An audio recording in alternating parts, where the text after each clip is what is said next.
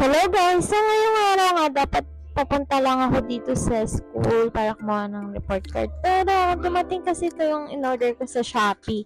Gusto ko na siyang i-check kasi gusto malaman kung okay ba siya or may damage ba or maganda naman yung salamin na in-order ko. Kasi ito yung gagamitin ko sa pang-business ko. Ayan, tignan mo naman, ganito gamit yung muscles ko dyan. Sige, ako lang kasi yung pwedeng magbukas dito.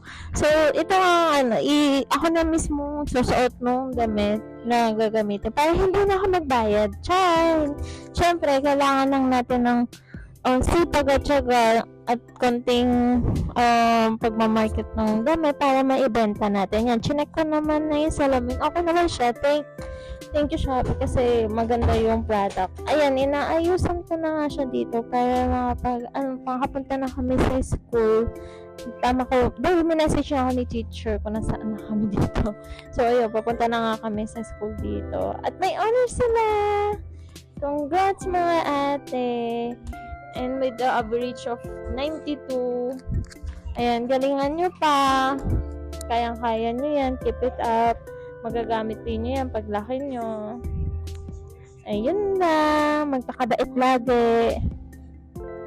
Bye-bye!